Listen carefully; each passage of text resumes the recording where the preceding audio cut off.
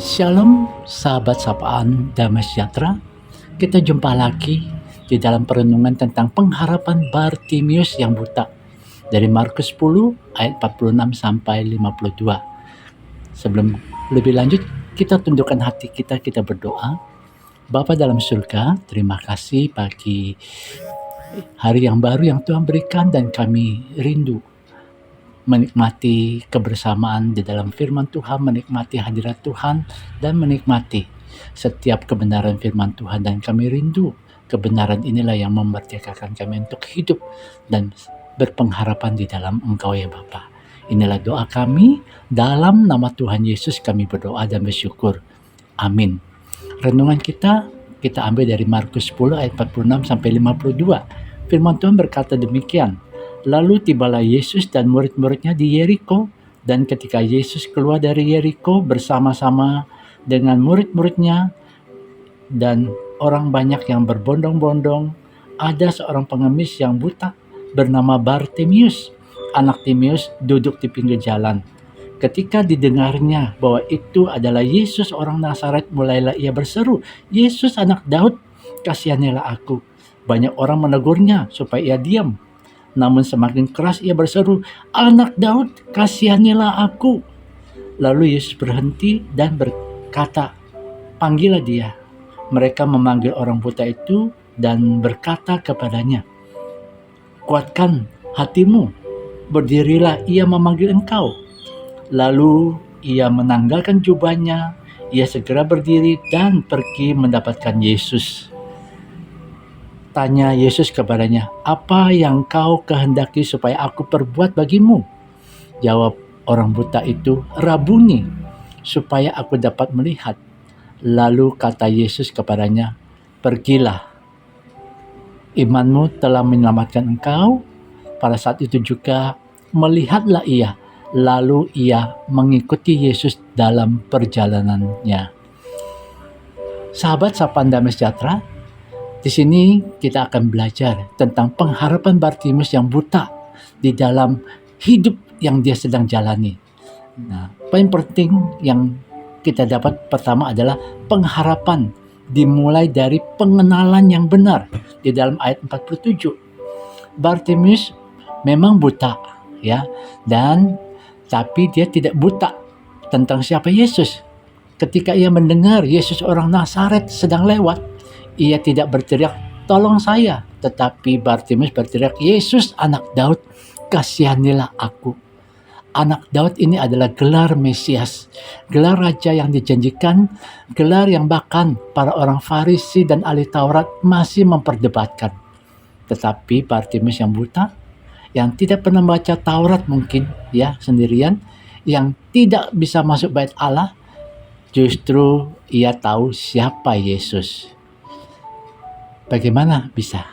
Karena ia mendengar, karena ia mendengarkan, karena ia percaya, karena kebutaan matanya justru membuat telinganya lebih tajam dan imannya lebih terbuka. Ada orang yang matanya sempurna tapi hatinya buta. Ada orang yang hadir di gereja setiap minggu tetapi tidak sungguh-sungguh mengenal siapa Yesus bagi hidupnya. Maka di situ paling penting, pengharapan dimulai dari pengenalan yang benar. Poin kedua, pengharapan tidak diam ketika dihalangi. Di dalam ayat 48 ya, kita bisa dilihat ya, orang banyak menegur dia supaya ia diam. Bisa kita bayangkan, banyak orang, mungkin beberapa berjalan mendekatinya dan berkata, "Hei, diam, jangan ganggu guru." Orang seperti ini tidak pantas, orang seperti kamu tidak pantas merepotkan dia. Tetapi apa yang Bartimius lakukan? Injil Markus mencatat dengan indah, semakin keras ia berseru, semakin ditegur, semakin keras ia berteriak. Saudara, rintangan terbesar ya pengharapan kita seringkali bukan kondisi kita, tetapi suara-suara di sekitar kita yang berkata, "Tidak ada gunanya berdoa, sudah terlambat, kamu tidak layak, masalahmu terlalu besar untuk Tuhan." Bartimius mengajarkan kita, abaikan suara yang memadamkan iman dan jadikan penolakan itu sebagai bahan bakar untuk semakin tekun berseru kepada Tuhan. Doalah terus-menerus, tetaplah berdoa. Di dalam 1 Tesalonika 5 ayat 17. Doa yang gigih bukan tanda keputusasaan, tapi tanda percaya yang dalam. Itu yang dilakukan oleh Bartimius. Poin ketiga, pengharapan melepaskan jaminan yang palsu. Nah, ini adalah bagian yang paling dramatis ya, yang seringkali dilewatkan. Ketika Yesus memanggil Bartimius, Injil Markus mencatat 3 gerakan, 3 hal yang dilakukan oleh Bartimius. Ia menanggalkan jubahnya, ia segera berdiri, bahkan ayat berkata ia melompat dan ia pergi mendapatkan Yesus. Jubah yang dipakai Bartimius bukan segala pakaian. Bagi seorang pengemis, jubah itu sebagai satu-satunya miliknya. Dipakai siang, digunakan sebagai alas tempat, dipakai siang dan digunakan sebagai alas tempat tidur waktu malam. Itu jaminan hidupnya, perlindungan satu-satunya. Ketika ia menanggalkan jubah itu, artinya ia meninggalkan ya apa yang dia miliki, dan ia sedang berkata, aku tidak butuh jaminan yang lama, itu lagi aku butuh Yesus. Tapi perhatikan ini, ia menanggalkan jubah sebelum ia melihat. Ia belum sembuh, ia masih buta, tetapi ia sudah melepaskan jaminan hidupnya. Ya, karena ia percaya Yesus akan memulihkannya. Itulah iman. Iman bukan percaya setelah melihat hasilnya. Iman adalah bertindak sebelum kita melihat hasilnya, karena kita percaya kepada Dia yang berjanji.